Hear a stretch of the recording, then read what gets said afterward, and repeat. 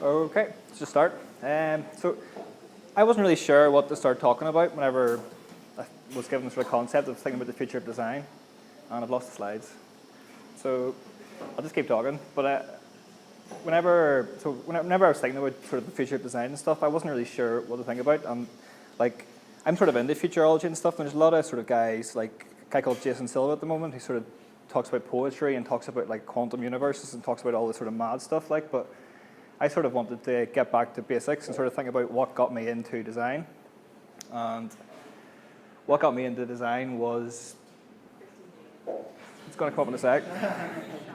But another thing about the future of design is like stuff like Periscope and video. Like, look at the amount of video cameras in the room. You can know when I'm streaming live in Periscope. So I'm just going to start by setting that there and works. So the talk is about, don't worry about the title, if you want to skip to the next one. So I sort of became a designer, but come on. So I became a designer, but whenever I had the sort of initiation that I wanted to become a designer, I was sitting at this bus stop at the King's Hall, and I was sitting after school one day, and I was like having the worst day ever. I can't remember what was happening, but it was like pissing down with rain, and like usually whenever I was sitting with my mates after school, we would just be sitting chatting for like an hour or so and having a banter. But on this day, I was like sitting at the sort of on the red sort of bus stop table thing, chair, and looking across the road at the King's Head. I was only 16 at the time, but I was sort of probably thinking, oh, I wish I was in there having a sticky pint. And I remember looking at this sort of poster, and it was like an 80s themed karaoke night. And I remember vividly, the poster had like this afro with an afro comb stuck on it on the microphone. And I just remember thinking, like, some dudes actually spent time and designed that poster.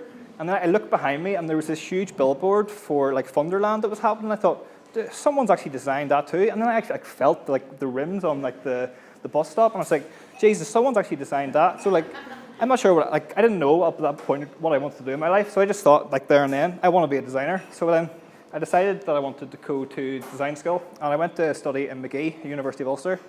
My course was split 50-50 with design and computing.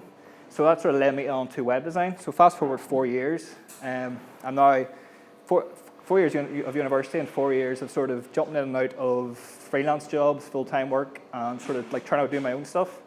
This is now my trade name that I trade under, Invisible Building.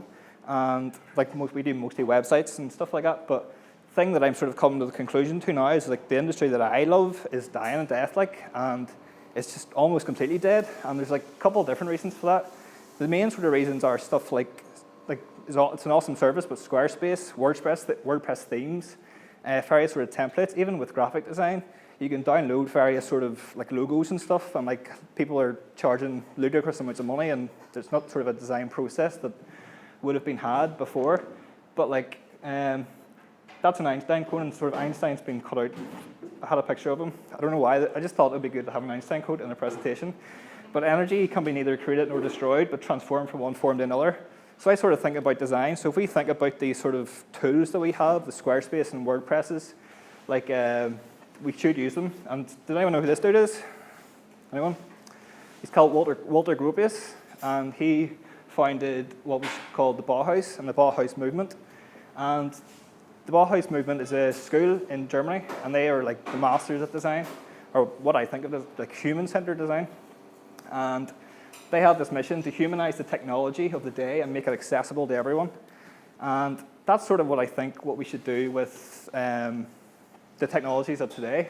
So like, I started thinking about what sort of technologies of the day that have I been using as a web designer that's not Squarespace and WordPress and stuff like that I can maybe learn about more and teach people about. And it's what I've been jumping in with is called Yeoman. And Yeoman is it's a really cool thing, and it's sort of like a hacker software. So can I sort of play the video? And what it is like you run, it's very basic stuff. Like it's just really opening and closing folders inside a terminal, which if you're not a web guy or tech guy, it might sound really nonsense, but literally it's really easy stuff. But this is times by 5,000, but it's sort of how you can really quickly make a fast prototype. So like this is me just doing a CV that I took all my information from LinkedIn and sort of quick mock-up in Sketch, just like a Photoshop sort of type thing, and then just started coding. So with Yeoman, you can literally go Yo web app, and it creates this sort of thing, and then you can start live coding, whereas before you might have to have various different types of like software running and like different windows open. You can do this all in the browser. and I just think it's class. But it's sort of like a really, what I'm trying to get across is like it's a really, we live in this world where we can create prototypes like in minutes, an hour. Like you can have like a shit version of Facebook up in a day, like, and that's you, and you can open source that and like brand it to yourself.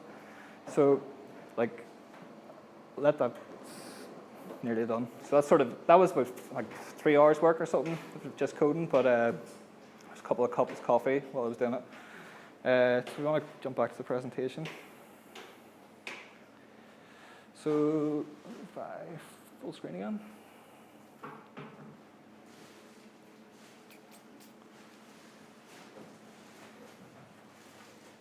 Oops.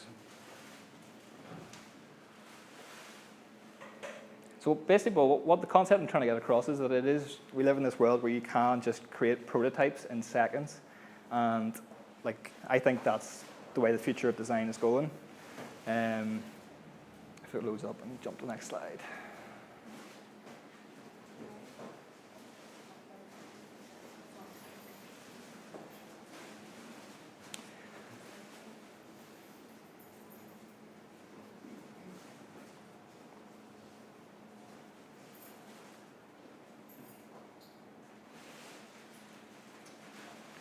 Future is probably Mac computers as well.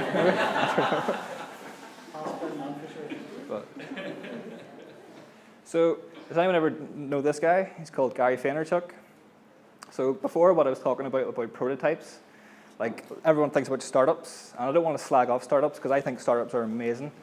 But this quote that he came up with is called, "For every Instagram, there's a 5 million Insta shits." So basically what he's saying is like, everyone wants to try and recreate Instagram, everyone wants to try and recreate this sort of wonder app, but like, the chances of you doing that, it's not going to happen, like, and especially in Northern Ireland, you know.